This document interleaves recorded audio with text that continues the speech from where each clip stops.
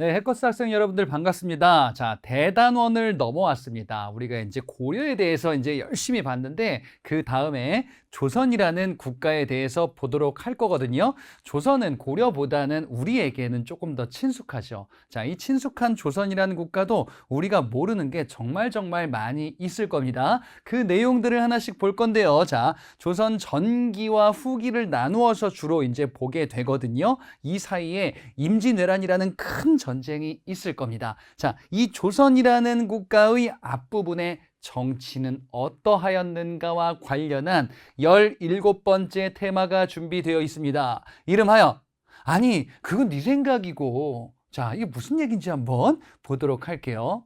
사람과 사람 간의 다툼, 집단과 집단 간의 다툼이 있다라고 했을 때 우리가 먼저 떠올릴 수 있는 거는 이전까지 보통 이런 모습이죠. 지금 이 둘이 뭘 하고 있나 한번 볼까요?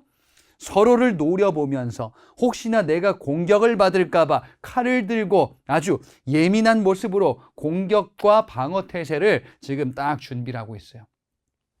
지금 이런 모습이다라고 한다면 다툼이 있을 때 칼을 들고 힘으로 제압하고 싸우는 거, 이런 것들을 우리는 보통 생각을 하게 되고요. 그래서 이제 정치에서 상대방을 죽이고 제압하고 또는 다른 집단과 전쟁을 벌이고 이런 일들은 사실 빈번하게 있었고 뭐 지금도 있는 모습이긴 하죠. 하지만 이게 어느 순간부터 이제 좀 체제가 안정화됐다라고 본다면 이렇게 한다라는 거는 어떤 한 조직에 상당히 좀 너무 큰 타격을 주게 될 수 있는 좋지 않은 방법이다라고도 할 수 있어요. 그래서 이제는 말로 하는 거죠.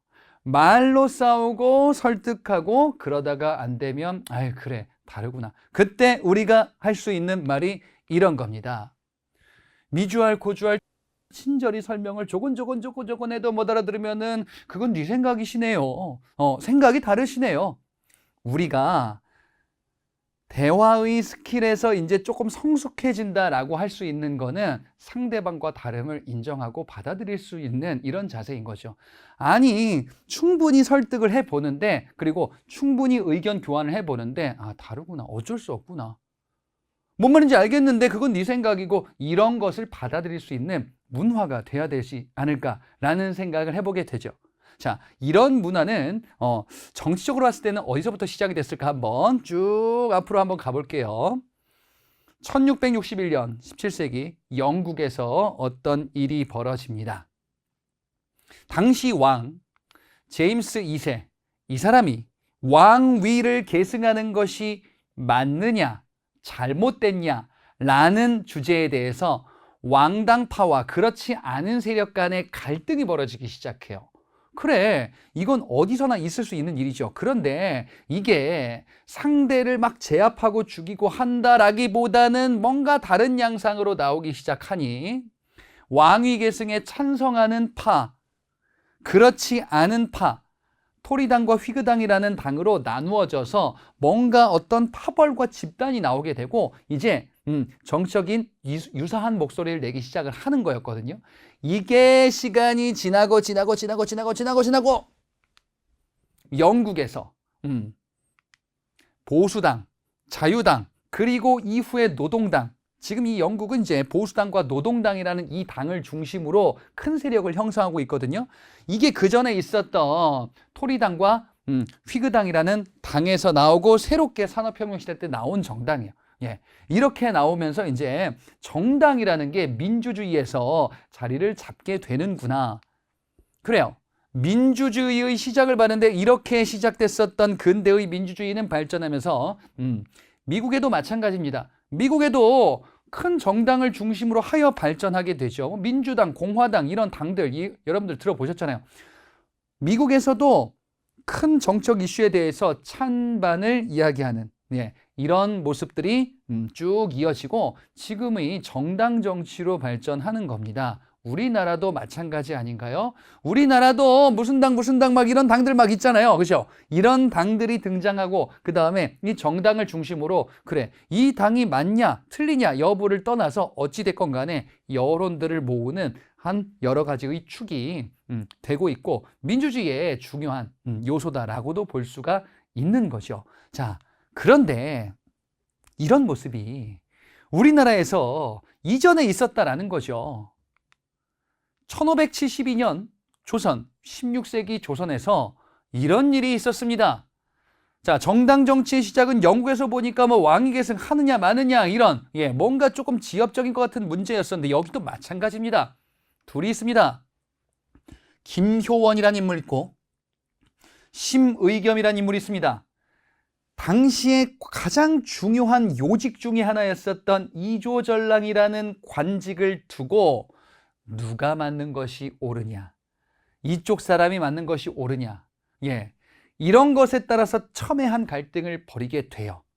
김효원을 지지하는 세력과 심의겸을 지지하는 세력으로 이렇게 파벌이 나누어지기 시작하면서 이후에 조선의 굵직굵직한 이슈들에 대해서 이제 다른 의견들로 이를 수렴하는 정치가 이루어지게 됩니다. 그래서 동인과 서인이라는 붕당 정치가 나오게 되는 거예요.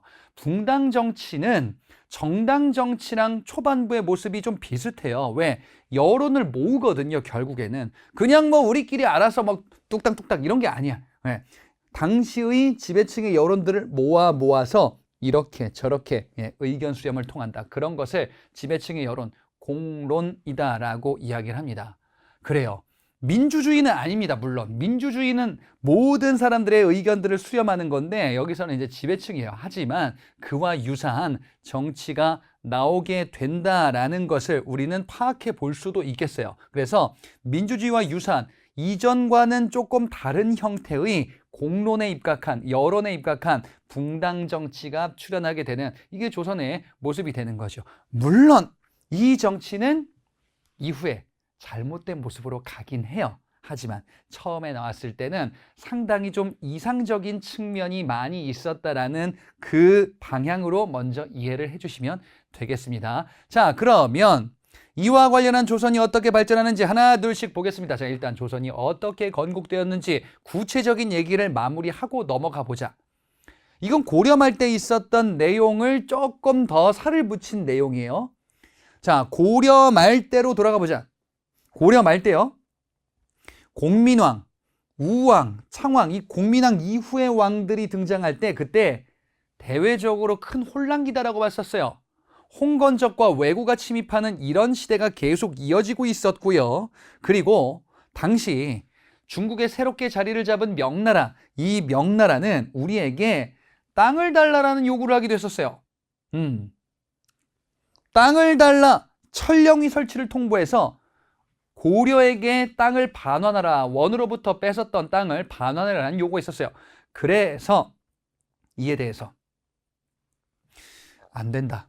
그럴 거면 우리가 명나라를 치러 가자라는 여론들이 등장을 했었던 거 기억하시죠? 그래서 치러 가네요.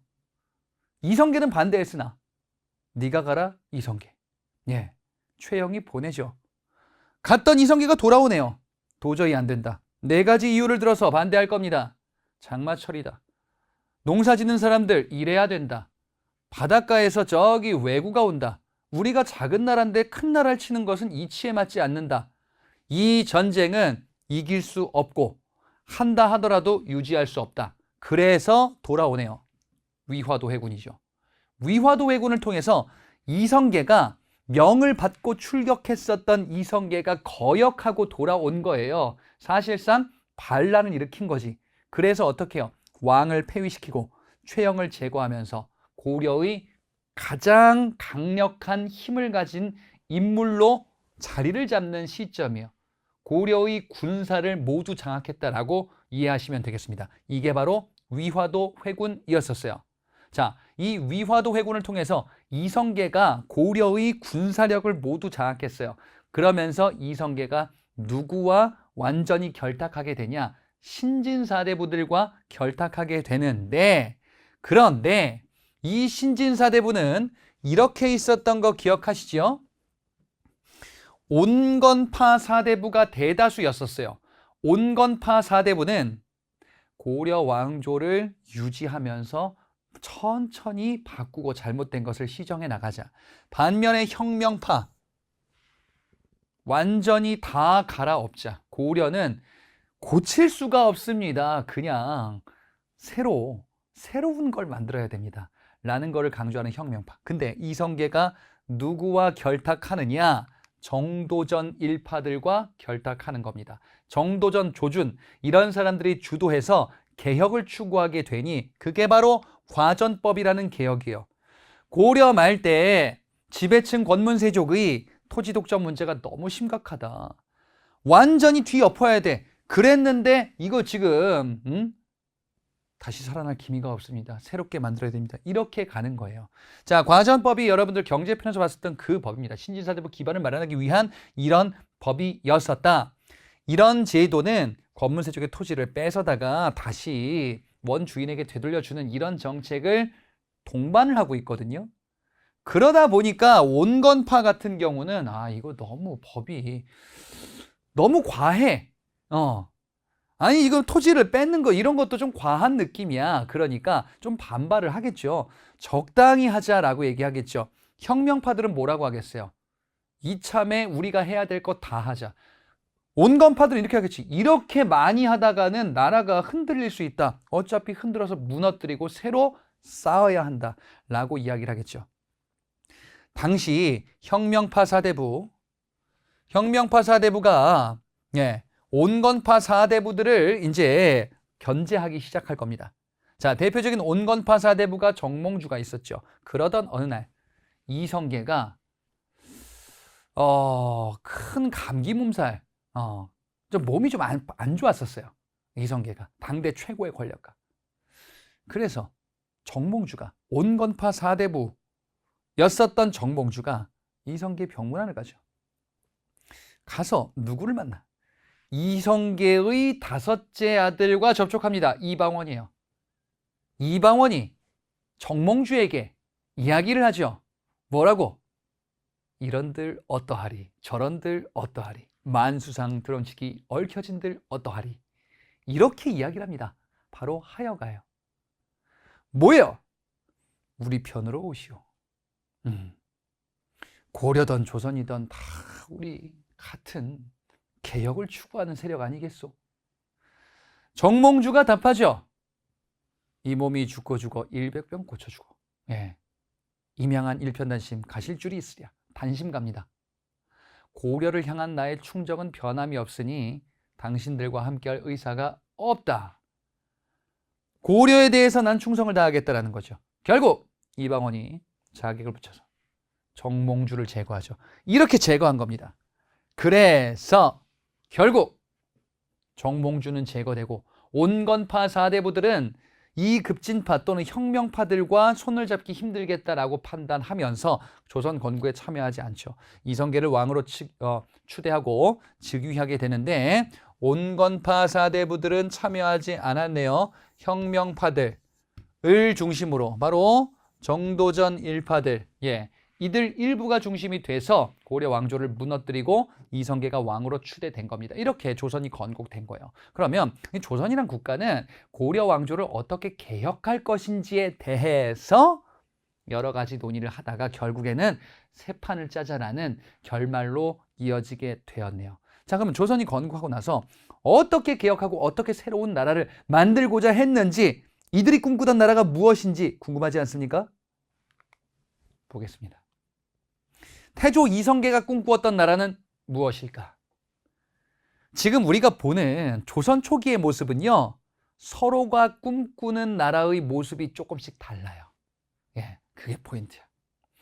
고려 말 때 문제가 있었다라는 거는 알고 있어. 고려 말 때 문제가 있었다. 그래서 새로운 나라를 만들었는데, 그래, 이렇게 만들려고 하는 나라의 모습이 뭐다라는 거는 조금씩 다른 거잖아요. 그렇잖아. 내가 맛있는 거 먹고 싶은데 한식을 먹을 수도 있고 양식을 먹을 수도 있고 일식을 먹을 수도 있고 그냥 뭐 인스턴트를 먹을 수도 있는 거고, 그렇죠? 여러 가지를 먹을 수 있습니다. 저는 뭐 가리는 게 없어서 저는 뭘 좋아하냐? 양이 많은 걸 좋아해요. 맛있는 거 물론 좋죠. 그치? 근데 이제 그때마다 조금씩 달라. 오늘은 좀 회를 먹고 싶다. 오늘은 좀 삼겹살이 먹고 싶다. 오늘 좀 담백한 거, 조금씩 다르잖아요. 이들이 꿈꾸던 것도 다르다. 이성계가 꿈꾸던 나라는 무엇일지에 대한 해답은 이성계에게 없어요. 무슨 얘기입니까?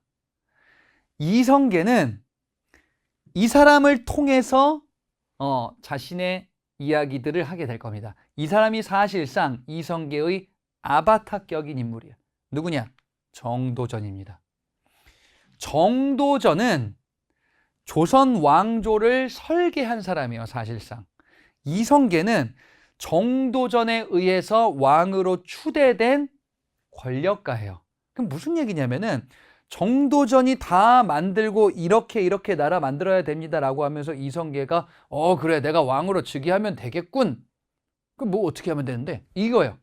예, 정도전이 사실상 조선을 설계한 사람이에요.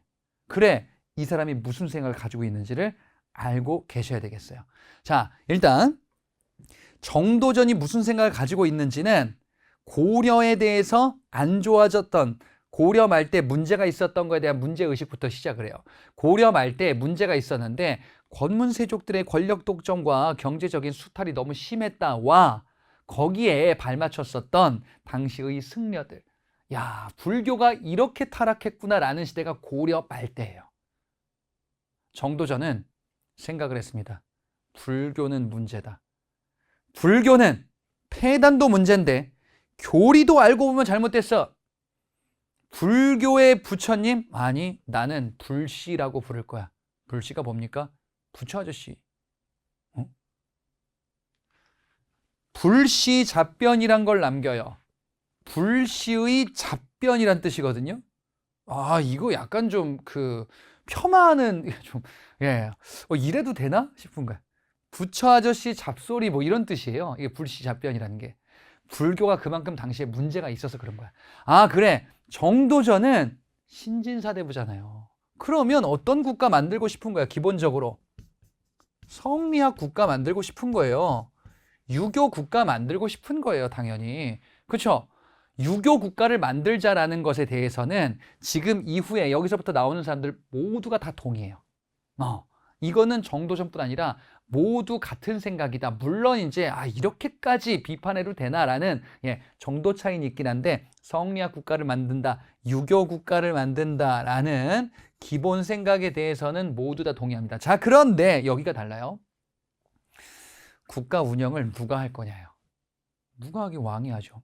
아니. 정도전의 생각은 좀 달라요. 이 사람이 썼던 조선 경국전이라는 저서, 경제문감 이런 저서에 이 사람이 정도전 이런 얘기를 합니다. 왕이란 존재는 현명한 존재도 있고 그렇지 못한 존재도 있다. 왕이라는 존재가 모두 똑똑하고 아주 다 좋은 사람이면 참 좋겠지. 그렇죠? 근데 여러분 역사 보면요. 정말 아이고 답답하다. 이런 왕들. 정말 나빴다. 이런 왕들 많이 있어요. 정도전이 보기에 왕이 현명하면 좋은 건데 근데 문제가 그렇지 않으면 나라 말아먹잖아요. 그러면 안 된다. 야. 그럼 어떻게 해야 돼? 현명하거나 현명하지 못한 왕이 있을 수 있으니까 왕이란 존재는 끊임없이 교육을 받아야 된대. 더 현명한 사람한테 통제를 받아야 된대요.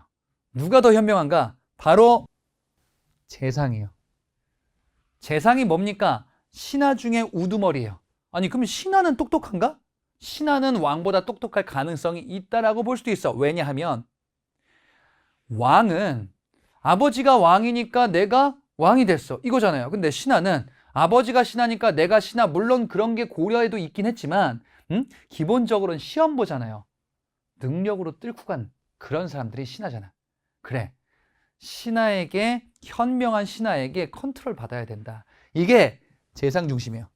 그럼 정도전이 만들고 싶은 국가는 성리학 국가이면서 한편으로는 왕이 아니라 신하, 우두머리인 재상이 중심이 되는 국가, 신하의 권한이 강한 국가 이런 걸 만들고 싶었던 거예요. 그래, 그게 조선 경국전 경제문감 이런 데서 등장하는 내용이기도 합니다. 그리고 이 정도전은 조선 건국하고 나서 국 만들고 도성 만들고 하는데 다 모두 깊게 관여할 거예요. 대표적으로 경복궁이 조선의 대표적인 대표가 되는 궁, 그걸 법궁이다라고도 하는데 그 궁을 만드는데 정도전이 아주 깊게 관여하기도 할 겁니다. 자, 이게 정도전, 조선 건국하고 나서 만들었던 여러 가지의 정치 모습 중에 하나입니다. 대외적으로 봤을 때 이 정도전 문제가 좀 있었어요. 뭐냐? 다른 국가, 중국의 명나라와 관계가 별로 좋지 않을 때예요, 이때. 예. 이 명나라가 조선이라는 새로운 국가가 나오니까 길들이려고 그래. 아니, 그 전에 니들 고려인데 조선이 나왔구나. 그래. 야, 고려, 조선? 너희들 우리 중국한테 잘 보여야 될 거야. 이러면서 자꾸 시비를 걸어요. 그러자 정도전이 정벌하자. 요동정벌을 위해서 막 준비를 합니다.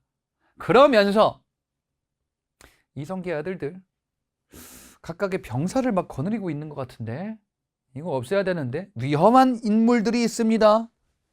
제거해야 됩니다. 왕자들이 반발할 겁니다. 무슨 일이 생겨요. 자, 이성계 얘기를 잠깐 볼게요. 이성계의 원래 부인이 있었죠. 원래 부인이 있었고 여기 자식들이 막 있어요. 그런 이성계가 왕이 되기 전에 죽어서 새로운 부인을 얻어요. 새로운 부인에게도 자식을 얻어요. 그죠? 자, 근데 요쪽은 많이 컸고 요쪽은 아직 애들이거든요. 이성계가 왕이 됐을 때 나이가 좀 많았어요. 예, 조선 건국했을 때 50대였었어요. 그러면 이성계가 왕이 되고 나서 바로 뭘 해야 되냐면 세자책봉을 해야 돼요. 세자책봉이 문제인데 근데 이쪽에 자식들이 있거든요. 근데 정도전의 생각은 달랐어요. 정도전은 왕은 큰 권력이 있으면 안 돼.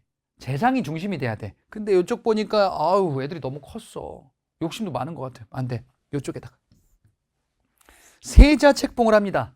이방석을 세자에 책봉해요. 그러자 이쪽이 반발해. 반발하겠죠, 당연히.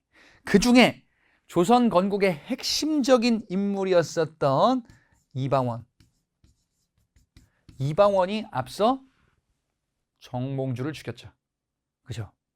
이방원이 아니다. 이거는 정몽주 죽이고 나서 지금 이제 왕이 된 이후에 정도전 아니다 이거야.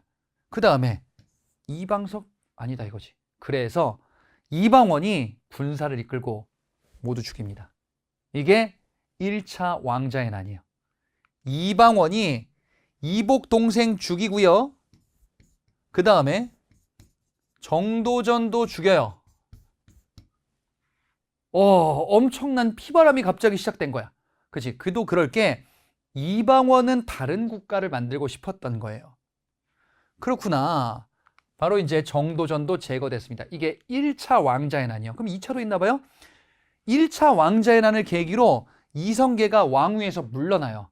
아, 내가 이러려고 왕이 된 게 아닌데 자식들끼리 이게 뭐냐? 정도전도 죽고 이건 아니다. 왕위를 내려놓고 이방원이 왕이 되느냐? 그 위에 형들이 있어요. 그 형들 중에 하나가 왕이 되거든요.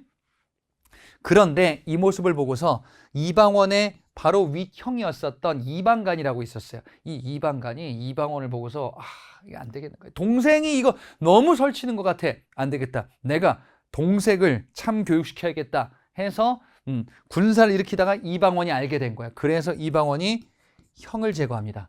이게 2차 왕자의 난이에요. 이 2차 왕자의 난을 계기로 이방원이 왕위에 오르게 됩니다. 1차, 2차 왕자의 난을 계기로 이방원이 권력을 갖게 되고 결국 왕위에 오르게 된 거예요. 그래, 그 사람이 바로 태종이에요.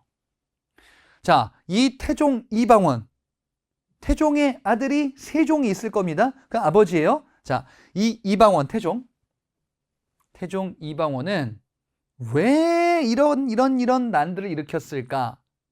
여러분, 태종 이방원에 대해서 제가 간단히 한번 소개를 해드리자면요. 이 이방원, 왕이죠. 조선의 세 번째 왕이에요. 이 이방원 태종은 조선뿐 아니라 우리나라 역사를 통틀어도 한 명밖에 없는 왕이에요. 이런 특징 한 명밖에 없어요. 뭘까요? 과거 시험 합격생 출신의 왕이에요. 이 사람밖에 없어요. 다른 왕들은 없습니까? 왕이 과거 시험을 볼 이유가 없잖아요. 왕이잖아. 그렇지? 그럼 이 사람은 과거 시험 왜 본 거야? 고려 말 때 아버지가 왕 되기 전에 그때 과거 시험 합격해서 본. 이 사람도 신진사대부처럼 개혁을 꿈꿨었던 사람이에요. 그래, 정도전처럼 새로운 왕조 개창, 우리 아버지 정도면 괜찮겠다라고 생각한 사람. 그런데 생각이 달랐던 거야. 뭐 재상 중심? 아니야. 힘이 들어도 왕이 직접 챙겨야 된다라는 게 태종의 생각이에요. 재상 중심으로 가면은 국가가 위태로워진다라고 봤겠죠, 아마 태종. 그래서 시행했었던 게 육조 직계제란 제도예요. 육조 직계제는 조선 제도편에서 여러분들이 이거 볼 거거든요. 의정부와 육조라는 거 볼 거거든요.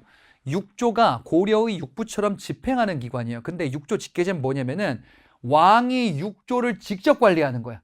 왕이 육조가 신하들끼리 알아서 높은 신하한테 보고하고 이게 아니라 야, 일하는 애들 직접 와봐.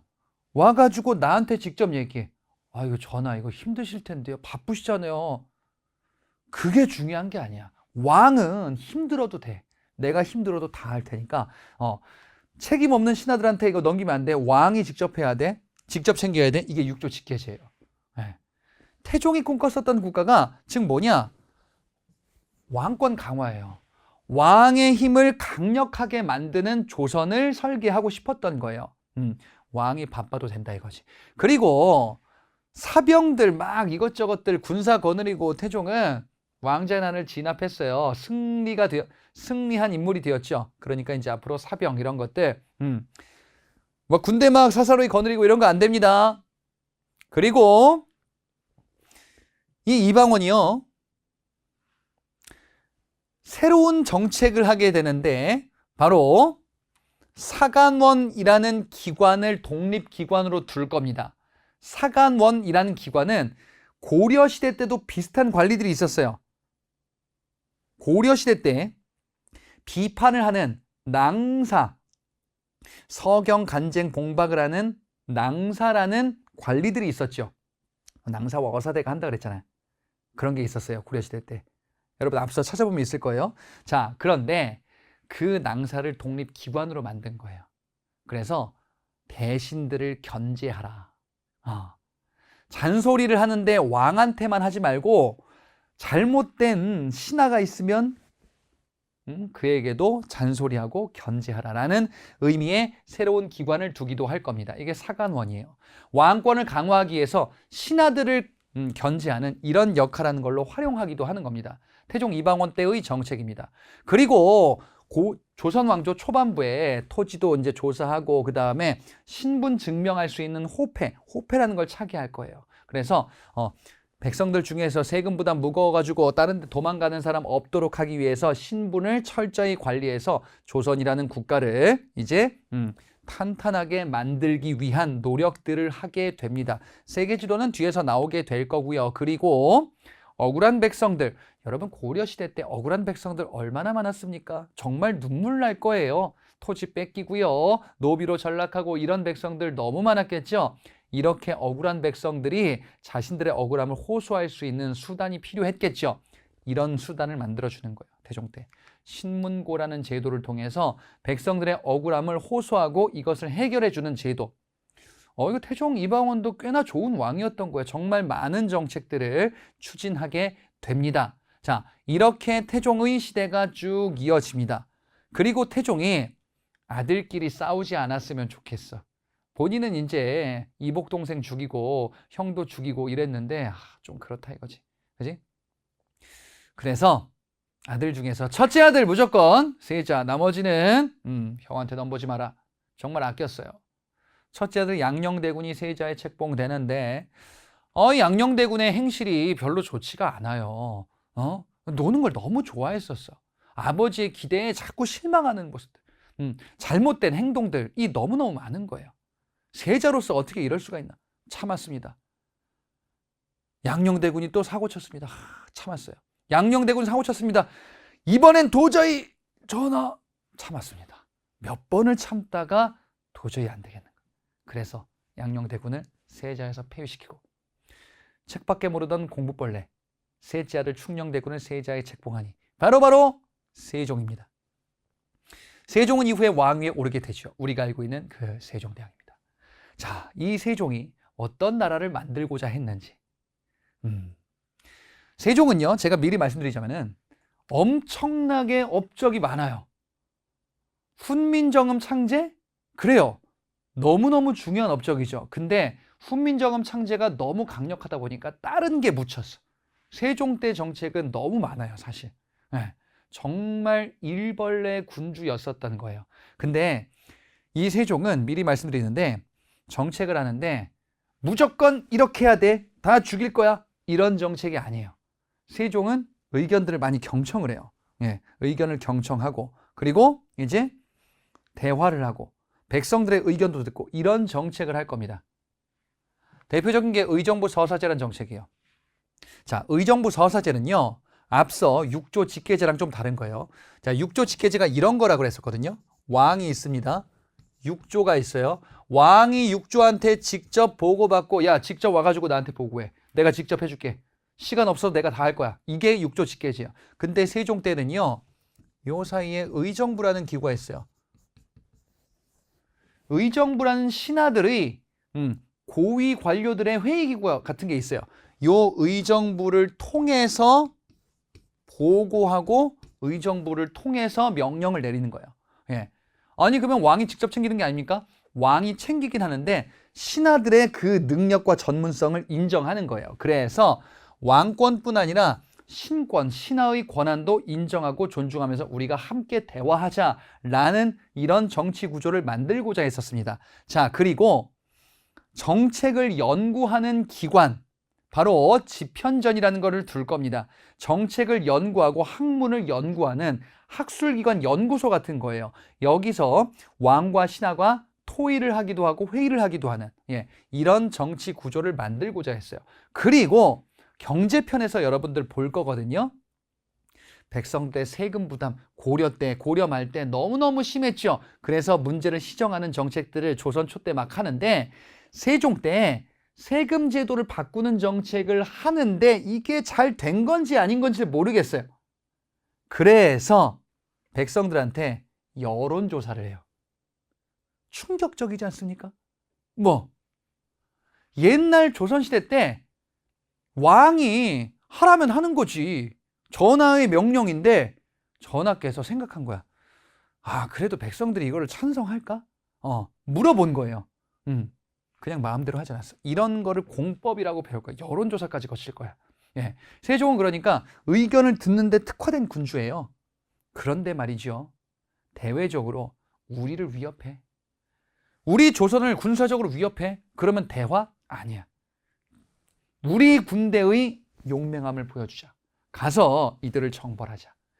여진에 대해서 강경책으로 여진이 막 조선 초 때도 침범했었거든요. 사군과 육진이란 걸 설치해서 영토를 아예 늘려놓을 거야. 여진을 쫓아낼 거야. 이거 뒤에 다시 나올 겁니다. 이런 얘기들. 그리고 일본. 고려 말 때 조선 초까지 이어져요. 뭐 왜구들의 해적들의 침입이 계속 있어요. 그래서 뭐냐? 왜구의 근거지. 스시마섬, 대마도라고도 하는데 여기를 군사 끌고 와서 정벌할 겁니다. 예, 정벌한다는 얘기는 뭐예요? 군사 끌고 와서 이들을 강력하게 응징하고 오는 거예요. 예, 이런 정책들 다 뒤에 대외관계 편에 있을 겁니다. 물론 그뿐만 아니라 회유책도 병행합니다. 회유책을 병행한다라는 거는요. 이건 무슨 얘기냐면은 여진과 일본에 대해서 강경하게 이들을 점령하고 또는 이들을 정벌하기도 하면서 한편으로는 이들이 원하는 걸 들어주기도 해요. 이들이 원하는 건 뭐냐면 조선과 교류하는 거거든요. 무역을 할 수 있게끔 해주세요. 그래, 너희들 머물러. 그리고 일본인들 와서 부산 쪽에 세계 포구 열어줄 테니까 여기에서 교류도 해. 그리고 대신에 이 정도까지는 거래할 수 있어라는 계해약조라는 걸 체결하기도 할 겁니다. 제한된 범위에서 무역을 할 수 있게끔 배는 이 정도, 쌀은 이 정도 규모를 거래할 수 있어라는 이런 거래를 허락해 주기도 할 겁니다. 그래서 강경책과 회유책을 통해서 세종 때 국경지대의 다른 이민족 침입을 못하게끔 안정화시켜 준 거예요. 국방력이 강할 때예요. 고려 말 때가 아닌 거야 이제. 강경책과 회유책, 일본에 대해서도. 그래서 국경의 안정적인 모습, 국내적으로도 안정적인 정치 운영, 이런 것들이 쭉 이어지게 될 겁니다. 훈민정음 창제 세종 때지요. 그리고 여러 과학기구들이 막 등장하게 될 건데, 자, 농민들에게 농서를 배포하기도 할 거예요. 농서다라는 거는 농업사회에서 농사를 어떻게 짓는 게 좋은 건지에 대한 정보들을 담은 이런 농서를 만들거든요. 농사직설. 근데 여기에 세종의 장점이 또 나옵니다. 농서를 만드는데 세종이 잘 몰라요. 농부가 아니잖아. 그래서 농부들의 의견을 직접 들으러 관리들을 보내요. 예. 그래서 의견들을 모은 거예요. 농부들의 여러 의견들을 모은 농서도 만들고 여러 가지 서적들도 편찬하게 될 겁니다. 세종 때 금속 활자를 개량한 걸 만들거든요. 갑인자라는 걸 만들 겁니다. 여러분들, 우리 세종은 우리나라 역대 왕들 중에서 정말 최고죠. 정말 갑이죠. 갑인자. 예, 세종 때 갑인자라는 금속 활자를 만들었다. 이렇게 하면 헷갈리지 않겠죠? 세종 때 갑이다. 자, 여러 가지 정책들을 통해서 세종 때 안정적인 정치가 유지가 됩니다. 세종 때 안정적인 정치는 그 이후에도 계속 이어질 것 같았어요. 세종의 아들, 첫째 아들 세자. 이 세자가 왕위를 잇게 될 겁니다. 이 세자는요, 세종의 말년 때부터 정치 운영을 같이 했었어요. 아버지를 통해서 배웠었어요. 그리고 실제로 너무너무 잘했었어요. 세종이 죽기 전 좀 몇 년 전까지 세종시대 때에는 이 세자가 사실상 대리청정이라고 해서 세자가 직접 통치하는 것과 다르지 않은 시대가 되거든요. 잘했었어요.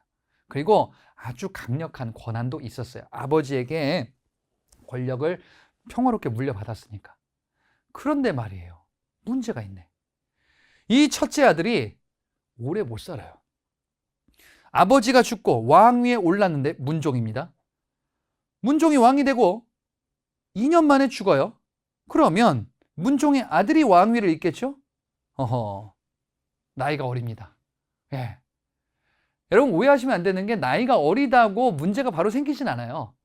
어린 나이에 왕위에 올라서 정치 운영을 잘하는 사람들도 많이 있어요. 어린 나이다 하더라도 당분간 성인이 되기 전까지 누가 왕실의 서열이 제일 높은 어른이 대신 수렴청정이라는 걸 해요. 보통 이제 왕의 어머니나 아니면은 거기 서열이 높은 뭐 할머니, 이런 사람들이 이제 통치를 당분간 하거든요. 근데 문종은 여자복이 없었어요. 문종의 부인은 공식적으로 여차저차했는데 마지막에 아무도 없었어요. 예. 여러 가지 문제가 좀 있었어요. 그럼 이 얘기인즉슨 단종의 엄마나 아니면은 새엄마가 없어요. 그래. 그러면 이 권력은 어디로 가냐 이거지. 아직 나이 어린 왕. 문종과 단종이 있었는데 요 앞에 문종은 일찍 죽었고 단종 나이 어린 왕이에요. 그래. 근데 힘이 없어요. 기존의 권력 노리는 사람들이 있겠죠. 바로 문종의 동생이자 세종의 둘째 아들 수양대군입니다. 예전에 뭐 영화도 있었죠.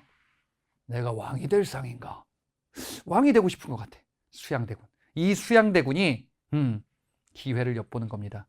단종의 측근 당시 신하들을 제거하는 이런 정변을 일으키게 돼요. 이게 바로 계유정난입니다. 이 계유정난을 통해서 수양대군이 권력을 차지하게 되고요. 그리고 결국 힘이 없는 왕인 단종을 압박하겠죠. 단종을 쫓아냅니다. 유배를 보냈다가 나중에 죽여요. 이 사람이 바로 세조입니다. 조카죠. 세종의 아들이었잖아요. 세조, 수양대군. 그죠? 이 둘의 관계는 작은아버지와 조카예요. 즉위했네요. 자, 세조는 정치 운영을 어떻게 하냐면요. 약간 힘쓰는 폭력배들, 이렇게 우르르 몰려다니는 약간 이런 느낌이에요. 세조의 정치는. 왕 대장님을 중심으로 이거 측근들 우르르 힘 모아서, 야, 결국에는 왕이 내가 다 해야지. 이전 이방원 태종 때 정치랑 비슷한 듯 약간 다른 듯. 육조 직계제예요. 강력한 왕권. 그래, 세종 때 의정부 서사제와는 좀 다르게, 그래, 태종 때 정책이랑 비슷하게 하자. 그래, 이렇게 하잖아요. 태종 때 육조 직계제였었고 요거를 바꿨잖아요. 어떻게? 세종 때 의정부 서사제로 이렇게 바꿨었죠. 태종 때 육조 직계제는 왕권 강화. 요거는 왕권과 신권의 조화. 근데 여기서는 다시 왕권 강화입니다. 왕과 측근 세력들의 힘을 키우겠다라는 정치 운영을 하게 될 겁니다. 자, 세조의 이런 계유정난과 반발, 당시 왕위의 찬탈, 왕위를 뺏은 거지 사실상. 조카를 죽였잖아요. 또 이게 뭐야? 이거에 대해서 집현전에 있는 학자들이 반발하면서 반란을 일으키기도 해요. 세조의 왕을 인정할 수 없다. 집현전 없습니다. 경연이란 거를 앞서 세종 때 많이 했었거든요. 경연은 왕과 신하의 토의 또는 왕이 신하에게 교육을 받기도 하는 이런 행사를 경연이라고 합니다. 집현전과 경연, 집현전 세종 때 활성화된 학술기관이고 토의도 한다 그랬죠. 경연은 왕이 신하한테 교육을 받기도 해. 이런 거 다 없앱니다. 아니 우리 대장님한테 누가 감히 조언을, 이런 거예요. 세조 때. 그죠? 세조의 이런 강력한 정책에 반발하는 지배 세력이 있었어요. 이시해라는 저기 함경도 저기 북한 쪽, 저 북쪽 끝에 이쪽인데 이시해가 반발을 일으킵니다. 예, 이걸 진압하는데 세조는 그래서 야, 지방에서 이것저것 막 자치기구 이런 거 있다고 들었는데 유향소라는 건데요. 요거를 폐지합니다. 지방에서 마음대로 하지 마. 내가 강력하게 다 할 거야. 우리 대장님이 다 하실 거야. 예, 이게 세조 때 정책입니다. 물론 유향소는 이후에 다시 부활하게 될 겁니다. 직전법이라는 제도가 경제편에 기다리고 있을 겁니다. 성종, 세조가 죽은 다음에 세조의 아들 왕위를 잇는데 일찍 죽어요. 일찍 죽은 왕 그 전에 형 세자 출신이 있었어요. 이 세자도 일찍 죽고 그 세자의 아들이 왕위를 잇게 됩니다. 그것까지는 몰라도 됩니다. 예. 아무튼 성종이라는 사람이 왕위에 오르게 되는데요. 이 성종은요, 뭔가를 완성했어요. 약간 캐릭터는 세종과 비슷합니다. 그래, 너무 강력하게 무슨 대장님 받들고 무슨 조직폭력배 갖고 이런 정치는 아니다. 조선은 유교의 국가잖아. 유교의 국가에 따라서 여러 가지 의견을 경청하며 토의하는 이런 정치를 하자. 이런 통치 운영을 완성하게 될 건데요. 그 완성한 법전을 반포하게 됩니다. 바로 경국대전이라는 법전이에요. 자, 경국대전은요, 조선의 기본 법전입니다. 조선이 이렇게 통치하겠다라는 여러 가지의 시스템을 정리한 법전인데 이 법전은 사실 세조 때 만들기 시작을 했는데 세조가 완성하지 못하고 성종 때 완성해서 반포합니다. 그래요. 완성해서 반포했어. 성종. 그게 성종이에요. 완성. 그죠? 그리고요. 이 성종 때 세종 때와 비슷한 거 만들자 이거지. 세종 때 만든 바로 집현전이라는 게 있었죠. 집현전. 연구기관이야. 성종 때에도 이거 하자. 이름을 바꿀 겁니다. 홍문관으로. 경연도 합니다. 그래서 세종과 비슷한 정책을 하기도 하는 거예요. 자, 그런데 이 성종 때 말이에요. 주변에 보니까 지금 왕들 요 다음 왕이거든요. 세조 다음에 성종이거든요. 예, 예종이란 왕이 있는데 잠깐 하고 이제 죽었어. 근데 세조 때 계유정난 때 공신들이 많이 있었잖아요. 세조 때 단종에게 왕위를 뺐을 때 수양대군에 가담했었던 신하들 많이 있었겠죠. 이런 신하들. 공신들이 좀 부패하네. 고인물이 되는 거예요. 부패한 잘못된 이런 개혁의 대상들이 늘어나는 거야. 욕심들이 막 지나치면서 백성들을 괴롭히기도 하네. 뭔가 좀 견제해야겠다. 자, 이런 고인물들을 훈구라고 합니다. 훈구 세력이라고 그래요. 이 훈구 세력을 견제해야겠다. 새로운 인물들이 필요하다. 그래서 훈구 세력을 견제할 수 있는 새로운 인물을 들이게 되니 성종 때 크게 중용됐었던 김종직이라는 인물이 있어요. 그리고 김종직과 유사한 그 파벌들을 우리는 뭐라고 하냐? 살인이라고 해요. 사림이 누구인지 조금 이따가 볼 겁니다. 성종 때 여러 제도, 편찬 사업들도 쭉 이어지게 됩니다. 그러면서 조선의 문물을 사실상 완성하게 될 겁니다. 그러면 여기까지 내용은 어떤 국가를 만들 건지, 조선이라는 국가를 어떻게 설계할 건지, 정도전의 생각은 어떤지요? 이방원의 생각은 어떤지요? 세종대왕의 그 생각은 어떤지, 세조와 성종의 생각은 어떤지, 어떤 국가를 만들고자 했는지, 자, 이런 측면에서 그 다름을 파악해 주시면 되겠습니다. 자, 좀 아까 마지막에 제가 그런 얘기 했었어요. 사림이라고 했었던 새로운 세력이 등용된다. 기존의 고인물들, 훈구가 개혁의 대상이 된다. 이렇게 봤었죠. 훈구와 사림은 정체가 무엇인지를 하나 둘씩 보겠습니다. 자, 첫 번째 훈구는요. 앞서 세조 때 공을 세웠었던 공신 출신들이에요. 이들은 큰 권력을 갖게 되겠죠. 큰 권력뿐 아니라 막대한 경제적인 부도 얻게 됩니다. 막대한 토지를 소유하고 있었어요. 땅을 너무 많이 갖고 있는 거예요. 농민들의 땅을 막 뺏었겠죠. 이거 고려 말 때 권문세족이랑 뭔가 비슷해지는 겁니다. 너무 이렇게 하면 안 되잖아요. 백성들이 어려워지잖아요. 이들은요, 이런 국가를 만들고 싶었어. 중앙에 큰 권력을 가지고 있었던 중앙 관료들이거든요. 중앙 집권적인 국가를 만들고 싶어요. 중앙정부가 힘이 세야 된다예요. 왜? 본인들이 중앙정부의 고위 공무원이니까. 그러면서 중앙정부에서 일사불란하게 국가를 운영해야 된다는 생각을 가지고 있었어요. 그렇게 실제로 운영을 했었던 거고요. 그리고 이 훈구는요, 한편으로는 부국강병, 힘을 바탕으로 군사력도 많이 좀 발전시켜야 돼요. 강력한 군사력. 중앙정부 힘이 세야 되고요. 그 다음에 군대도 힘이 세야지 국가 운영이 잘 되겠죠. 부국강병이다라고 이야기를 합니다. 예.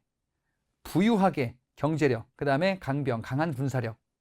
자, 그런데 사림이 등용되기 시작하는데요. 사림은요, 훈구를 비판할 거야. 이들의 생각이 좀 달라요. 어떤 국가를 만들고 싶었냐? 사림은요, 향촌 자치 국가를 만들고 싶었어요. 향촌은 지방이에요. 중앙정부가 이래라 저래라 간섭하는 게 아니라 지방에서 알아서 잘 운영되는 이런 국가를 만들고, 왜냐? 이들은 향촌, 즉 지방에 있었던 사람들이거든요. 지방에서 우리가 잘 운영하고 있었는데, 근데 중앙정부가 이렇게 해가지고 저렇게 해라 막 간섭하고 하는 거는 잘못됐다라고 보는 거야. 그러면서 한편으로는요, 나라의 운영을 부국강병? 아니다. 우리는 왕도 정치가 필요하다. 자, 이렇게 보시면 돼. 훈구는 성리학이 중요합니까? 중요해요. 사림은 성리학이 중요합니까? 당연히 중요해요. 그런데 차이가 있어. 훈구는 이런 국가를 만드는데 성리학을 잘 쓰면 돼. 수단이에요. 사림은 이런 국가를 만들기 위해서 성리학이 목적이 돼야 돼. 수단과 목적의 차이예요. 좀 쉽게 얘기할게요. 훈구는 힘 있는 국가 만들기 위해서 성리학을 잘 써먹으면 되지. 이게 훈구예요. 사림은 왕도 정치를 위해서 성리학 국가를 만들어야 돼. 왕도 정치는 성리학과 유교에서 얘기하는 이상적인 통치 방식을 왕도 정치라고 해요. 성리학 국가를 만들어야 돼. 우리의 목적이 성리학이야. 우리는 여기서는 훈구는 성리학을 잘 쓰면 되지 뭐. 응? 우리는 돈을 잘 벌어서 나중에 돈 가지고 뭐 해먹을 거 생각하면 되지. 아니야. 돈 버는 거 자체가 목적이지. 이렇게도 갈 수도 있죠. 수단이냐 목적이냐 차이가 있더라. 그래서 사림은 성리학 국가를 만드는 것 자체가 목적이다. 그걸 우리가 왕도 정치다라고도 이야기합니다. 그래서 정치 운영이 조금 달라요. 자, 그런데 지금 성종 때 김종직과 같은 사림들을 등용했다 그랬죠. 이 사림들이 보니까 훈구의 정치 운영이 잘못된 거예요. 아니, 훈구의 정치 운영 봤더니 이들 토지 소유 독점 너무 커. 문제가 있어. 비리가 너무 많네. 그래서 이 사림 세력들이 비판을 하게 될 겁니다. 비판을 하는데 어떤 기관에 주로 등용됐냐? 삼사라는 기관에 주로 등용이 돼요. 자, 요거 통치체제 다음 단원에서 볼 거거든요. 조선의 3사에는 사헌부, 사간원, 홍문관이라는 기관들이 있어요. 다 권력의 독점을 비판하고 감시하는 역할이에요. 즉 쉽게 얘기하면은 조선의 3사는 잔소리꾼들이에요. 잔소리꾼들이 보기에 훈구의 정치 운영 잘못됐다 해요. 비판하는 거야. 자, 사림이 훈구를 비판합니다. 너희들 잘못 운영하고 있어. 이렇게 하면 안 되지. 그죠? 훈구가 야, 니들 얘기 들어보니까 우리가 좀 너무했다. 미안하다. 라고 할까요? 그럴 리가. 대립이 점점 커지면서 훈구와 기존 기득권들, 새롭게 등장한 사림, 이들 간의 대립이 점점 커집니다.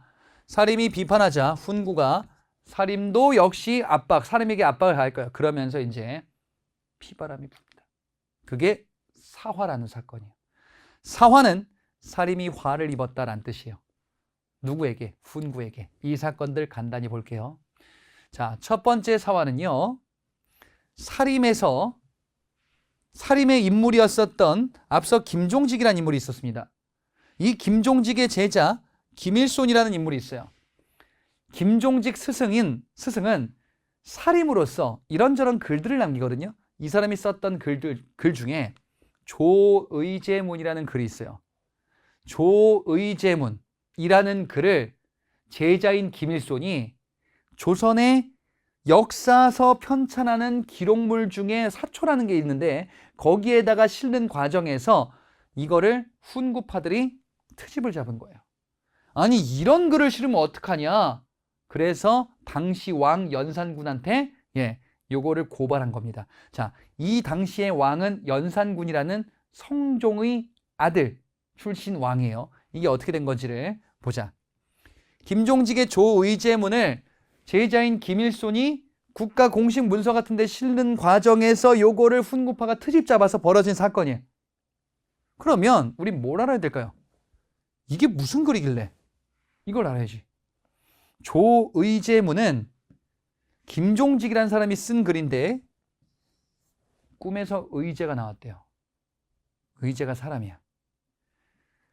중국의 어린 황제인데 그 나라 장군한테 결국 쫓겨나서 죽어요. 항우라는 장군한테 쫓겨나 죽을 거야. 이 의제가 억울했는지 김종직이 얘기하기를 내 꿈에 나왔대. 아, 그래. 의제가 억울했구나. 어린 나이에 죽어서 억울했나 보다. 내가 글로 조문해야겠다.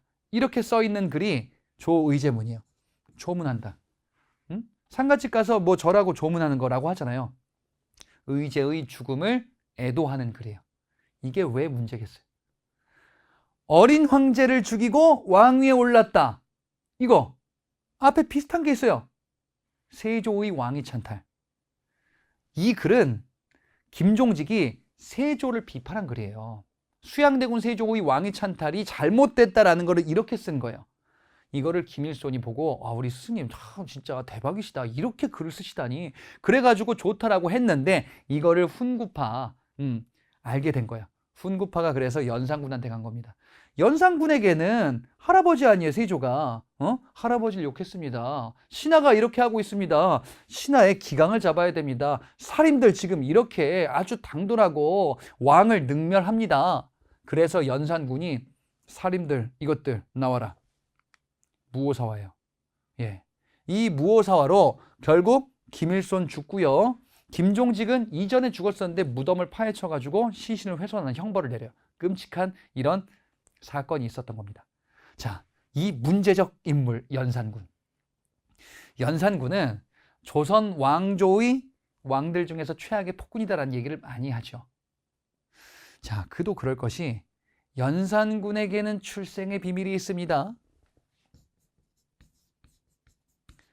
성종의 아들이 연산군이에요. 그런데 성종의 부인이 있었어요. 연산군 왕 되기 전에, 태어나기 전에 둘이 사이가 좀 안 좋았었던 것 같아요. 이런저런 다툼이 좀 많았던 것 같아요. 성종의 어머니가 있겠죠. 성종의 어머니와 이 둘의 관계 이게 좀 어려운 관계인데 시어머니와 며느리 관계인데 별로 안 좋게 본 것 같아요. 그러면서 이런저런 다툼도 많고 하다가 성종이 나중에는 기분이 안 좋아졌나 봐. 결국 폐위시킵니다. 그리고 사약 먹고 죽어요. 바로 폐비윤 씨예요. 성종의 부인이자 연산군의 어머니였었어요. 이 폐비윤 씨가 죽었을 때는 연산군이 왕이 되기 전이었고 연산군이 어렸을 때예요. 이거를 모르게 했었어요. 성종은 아들에게. 예, 어머니가 이렇게 죽었다고 알면 이게 무슨 문제가 생길 수 있잖아. 그렇지? 이것을 끄집어낸 겁니다. 당시에 있었던 일을 끄집어내가지고 내가 싫어하는 사람이 여기에 가담했습니다. 전하께서 이거를 혼내줘야 됩니다. 폐비윤 씨가 죽었었던 것을 끄집어내서 관련자들을 죽였었던 피바람이다. 이게 갑자사화라는 사건이에요. 연산군은 본격적인 폭군의 길로 갈 겁니다. 아주 폭력적인 정치를 할 거야. 그러다가 신하들이 안 되겠다 싶은 거야. 이런 왕은 갈아치워야 된다. 연산군의 폭정으로 신하들의 반감이 점점 커집니다. 신하들은 왕을 쫓아내야겠다라는 계획을 세워요. 그래서 그 계획이 성공을 거두게 되니 성종의 또 다른 아들을 왕위에 앉히는 중종반정을 일으키게 됩니다. 중종반정. 예, 새로운 왕이 바뀐 거예요. 연산군은 중간에 이제 폐위된 겁니다. 자, 이 중종반정은 당시 왕위에 올랐었던 중종이 지휘했다기보다는 신하들이 왕자 하나를 왕위에 앉힌 거예요. 그 다음에 기존의 왕을 쫓아낸 거예요. 이 과정에서 당연히 공신들이 성장하겠죠. 예. 공신들이 엄청나게 성장을 하자, 이 반정 공신들이 성장을 하자 왕으로 추대된 중종 입장에서는 이건 좀 별론데, 내가 왕인데 내 말을 안 들어. 내 말을 듣는 새로운 사람들이 필요하다. 그래서 살임을 다시 들이기로 합니다. 이때 떠오르던 살인이 있었으니 바로 조광조예요. 조광조는 중종편에서 공신들, 여기에서 권력을 크게 쥔 공신들을 견제하라라는 중종의 명을 받은 거예요. 그런데 이 사람이 살인이에요. 살인이 추구하는 개혁을 시행을 하고 밀어붙일 겁니다. 혈량과라는 제도는 살인들을 중앙정계로 들이기 위해서 시행했었던 천거제 같은 거예요. 예, 추천하는 겁니다. 유능한 인물이 있습니다. 그래가지고 막 추천하는 거예요. 자, 그리고 소격서 폐지. 소격서는 도교 행사기구인데, 아니 성리학 국가에서 도교 행사기구가 있으면 어떡합니까? 도교 행사기구를 폐지시킵니다. 살인들은요, 앞서 뭐라고 했냐? 왕도 정치를 추구한다 그랬죠. 이는 성리학이 목적이 되는 거예요. 아니, 성리학 국가를 만드는데 도교 행사기구가 있으면 안 되죠. 우린 순수한 성리학 국가 만들어야 됩니다. 그래, 폐지했어요. 이렇게 조광조의 입김이 점점 커집니다. 중종의 생각이 좀 이상해져요. 중종이 조광조 공신들을 견제해야 되는데 조광조 힘이 너무 센데? 여러분이 중종이에요. 조광조를 들여가지고 조광조한테 힘을 준 거야. 그 다음에 나한테 너무 뭐라고 하는 공신들을 견제하라라고 해서 조광조한테 힘을 줬는데 조광조 힘이 너무 세죠. 내가 불편해. 조광조한테 존댓말 할 뻔했어. 이러면 좀 그렇잖아요. 그치? 조광조가 힘이 세지는 와중에 회심의 일격을 날립니다. 바로 중종이 견제하라고 했던 반정 공신들 중에 알고 보니까 가짜 공신이 있었어요. 위훈삭제. 가짜 공신들, 공신이라고 떵떵거리는데 알고 보니까 이름만 올려놨어요. 한 게 없어. 위조된 공문을 색출해서 삭제시키는 거예요. 관직을 빼앗는 거예요. 상중거를 다시 몰수하는 거예요. 이런 걸 삭탈관직이라 그래요. 위훈삭제를 통해서 반정 공신들을 완전히 숨통을 끊어놓겠다, 이런 조광조의 정책을 밀어붙이는데 중종의 입장에서는 조광조가 너무한 것 같아. 나를 신경 안 쓰는 것 같아. 점점 조광조와 중종의 관계가 점점 멀어집니다. 그래서 조광조에 대해서 중종도 마음을 조금씩 뜨게 되고, 그리고 훈구파들이 조광조에 대해서 엄청나게 반발할 거예요. 야사에 실린 내용 중에 이런 게 있어요. 중종이 어느 날 나뭇잎 하나를 발견하게 돼요. 보니까 여기에 막 벌레가 파먹은 것처럼 글자처럼 이렇게 나뭇잎이 뭐 글자처럼 이렇게 파져 있어요. 공신들이 얘기하기를 보십시오. 큰일입니다. 역모의 혐입니다. 증거입니다. 뭐라고 되어 있냐? 주초위왕이라는 한자로 새겨진 거예요. 주와 초를 합치면 조광조 할 때 조씨가 되거든요. 조씨가 왕이 된다라는 글자처럼 나뭇잎에 막 이렇게 새겨져 있는 거예요. 조광조가 역모의 혐의가 있다. 나는 좀 이상하죠. 조광조가 반역한다고 나뭇잎에다가 나는 반역할 거야, 내가 왕이 될 거야 해가지고 뿌린 것처럼. 아무튼 이런 것들이 원인이 됐다는 거는 조광조에 대해서 안 좋게 보는 세력들이 굉장히 많아진 겁니다. 결국 이런 반발 속에서 조광조와 살인들이 제거되는 중종도 마음을 바꾼 거예요. 기묘사합니다. 정말 기묘한 일이 벌어졌네요. 나뭇잎이라니 세상에. 그래서 살인들이 피해를 얻게 돼요. 그리고 중종. 자, 중종의 부인 얘기를 좀 해볼게요. 중종의 부인이 이렇게 있습니다. 원래 중전 부인이 있었습니다. 자식이 있었어요. 세자에 책봉됩니다. 다음 왕 인종이란 왕으로 즉위해요. 그런데 일찍 죽었어요. 새로운 부인이 있습니다. 좀 약간 야심이 있는 것 같아요. 자식을 낳았어요. 이 부인 입장에서는 우리 아들이 왕이 됐으면 좋겠어요. 이 왕은 왜 그런지 모르겠는데 뭔가를 잘못 먹고 독살된 것 같아요. 이분이 뭔가를 버린 것 같은데 명종으로 즉위하고요. 명종이 나이가 어려서 권력을 휘두르게 될 겁니다. 문정왕후라는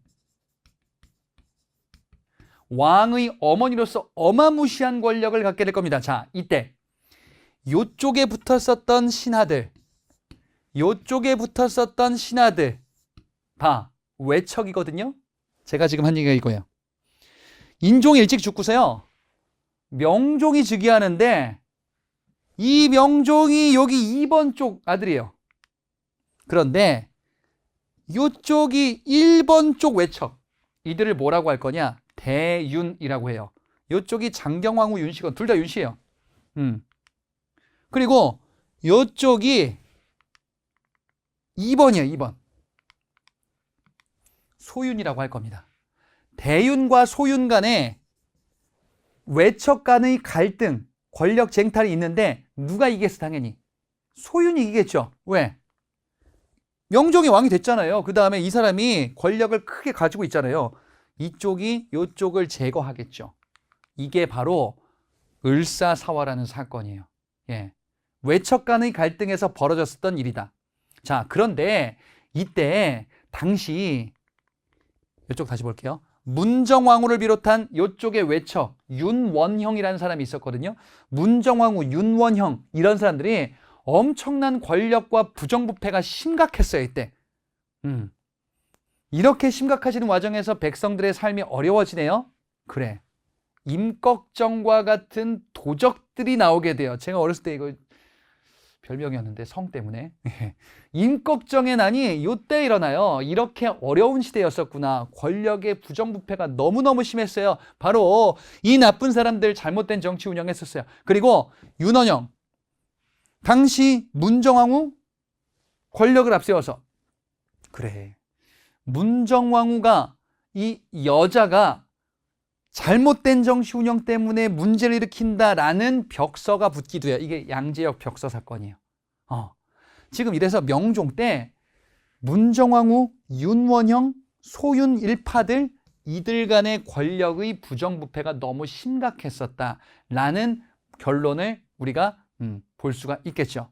자, 그런데 지금 여러 사화들을 봤거든요. 사화는 결론적으로 훈구가 살인들을 제거하는 데 활용했었던 정치적인 사건들을 의미하거든요. 주로 살인들이 많이 제거됐었던 거예요. 물론 뭐 훈구뿐 아니라 살인뿐 아니라 훈구로 제거됐었던 경우들도 있긴 했는데 보통 대개는 살인들이 제거되는 이런 사건으로 활용이 됐었거든요. 그러면 사화가 쭉 일어나는 과정에서 이제 살인들이 몰락했구나. 근데 그게 아니다가 결론이야.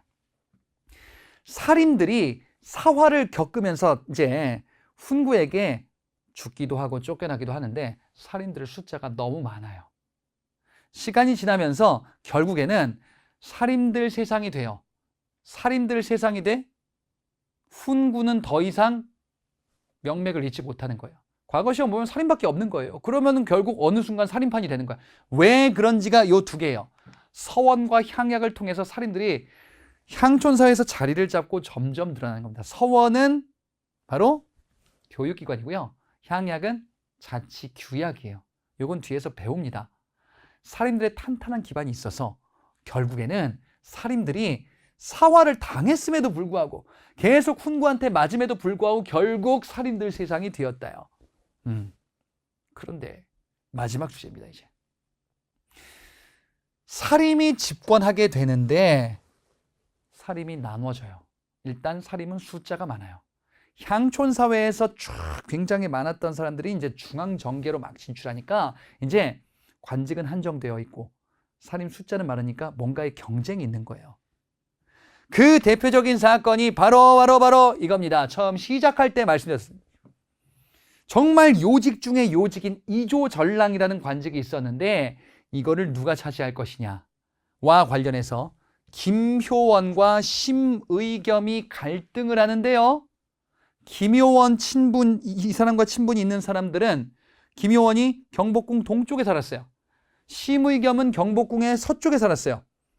예, 그래서 김효원 일파와 심의겸 일파들, 이들이 동인과 서인으로 갈릴 거예요.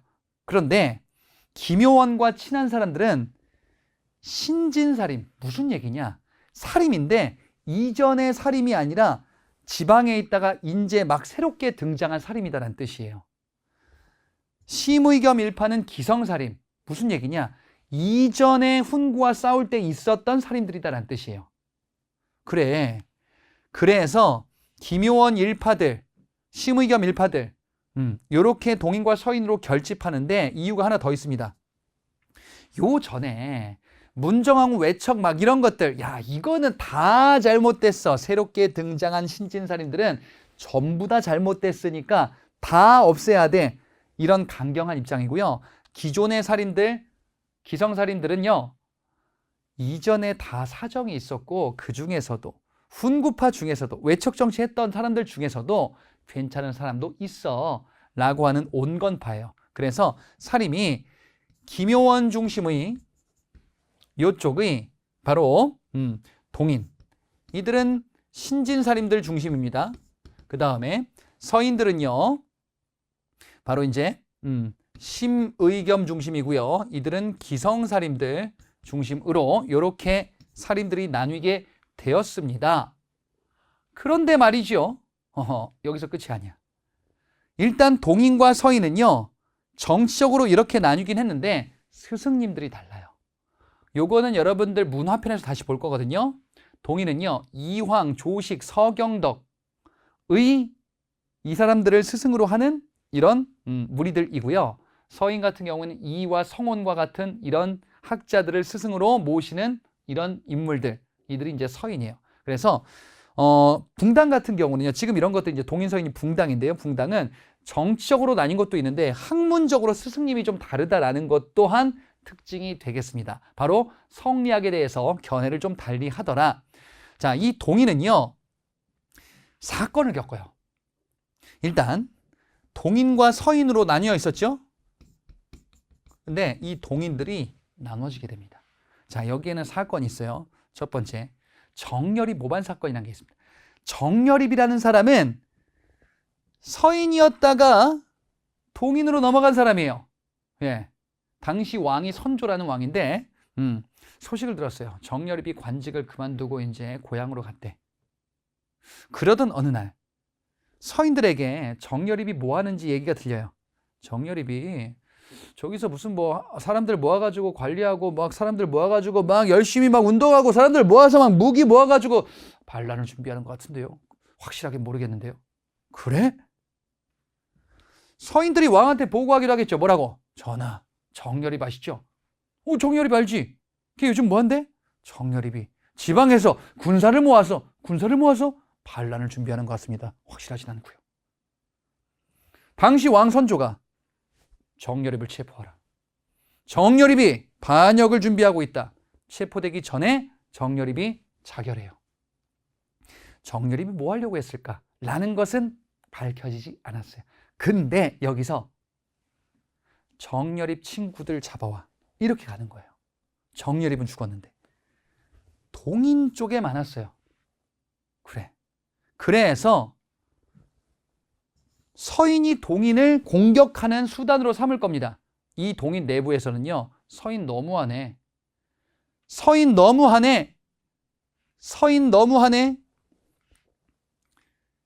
동인 내부에서 서인 너무해. 걸리기만 해봐. 우리가 보복할 거야. 강경파 북인이요. 서인 너무하지만 사정이 있겠지. 온건파 남인이요. 이렇게 가는 거야. 또 하나의 사건이 있습니다. 바로 이제 건저의 사건이라고 하는 건데요. 선조가 세자책봉을 미루고 있었거든요. 선조가 세자책봉, 왕이 세자책봉을 미루고 있었어요. 예. 세자를 책봉해야 되는데 광해군이라는 왕자가 있었어요. 광해군을 세자 책봉해야 된다라는 여론들이 막 얘기가 나오고 있었고 동인과 서인도 비슷한 의견을 가지고 있었어요. 그때 누가 전하에게 보고할 거냐 이거야.